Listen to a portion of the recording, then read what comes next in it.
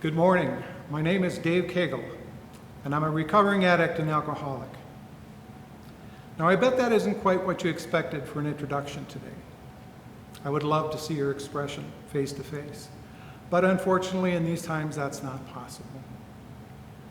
Now, you may have expected me to introduce myself as representing the Finance Committee, or your liturgist for the day, or as a leader of Prayer Lab. But yes, you did hear me right. I'm an addict and alcoholic in long-term recovery from my disease.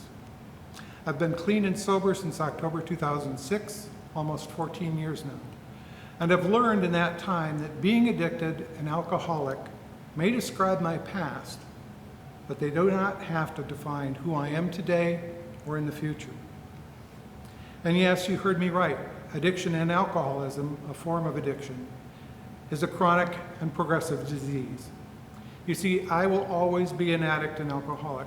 That never changes. But I get a daily reprieve and am able to stay in remission from my disease, totally based on the fitness of my spiritual condition. Addiction is the only disease of the body and mind that has a spiritual remedy. Now, addicts and alcoholics are not bad people who just need to be good. They are not faithless people who just need more faith. We are sick people, physically, mentally, and spiritually. And we need help getting and staying well. This is what I would like to talk to you about today. Now, I'm not going into what people in recovery refer to as a drunkalogue that takes you through my story, but I'm certainly willing to share that on a one-to-one basis with those that need to hear it. What I do want to talk about is the nature of addiction and alcoholism. Dr. Gerald May, an expert in the area of addiction and author of the book Addiction and Grace, makes the statement, if we are human, we are addicted or attached to something.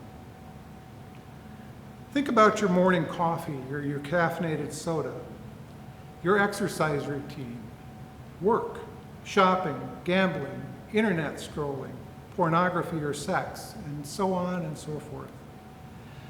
These are just a few examples of things that we can become attached or addicted to. Now, some of these don't have the physical cravings of substance addiction, but they definitely have a mental obsession.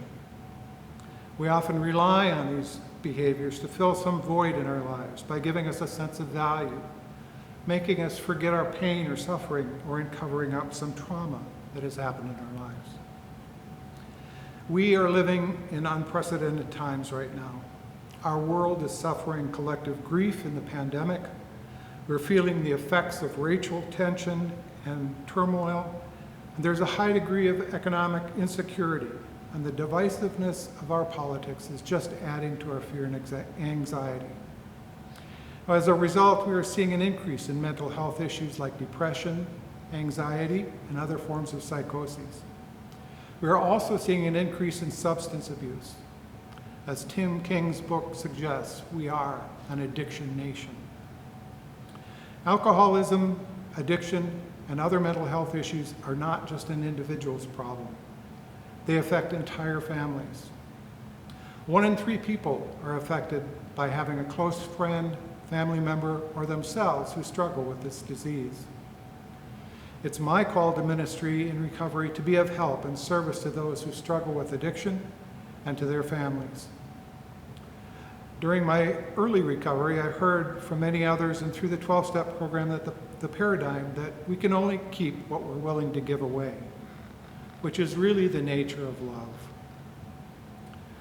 As Kathleen, my wife, and I were out on a walk one day about 10 years ago now, we were talking about my recovery and what I desired to do in it.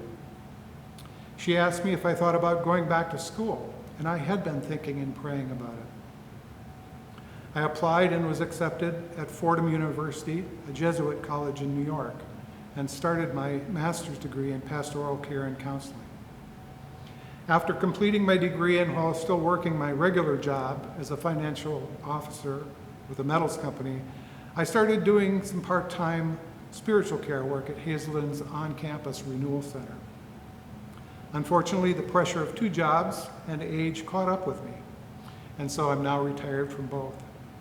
But I'm still active in the recovery community and am a spiritual director and companion to people in recovery.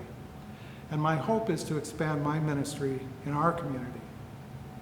As September is National Recovery Month, what better time would there be to announce that we are beginning an addiction and mental health ministry here at Faith. And I am excited to see where God leads us in this endeavor.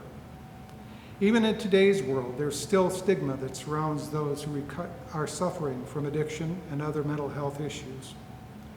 Education is the key to helping reduce this stigma, and I'm here to show you that long-term recovery is possible. If you have questions relating to addiction or mental health, need assistance in finding resources, or just want to talk about your story, please feel free to call or contact me. We are looking for volunteers for shaping and supporting this ministry at Faith. So if you have experience in recovery, social service, or mental health, please consider becoming a part of our team. Thank you.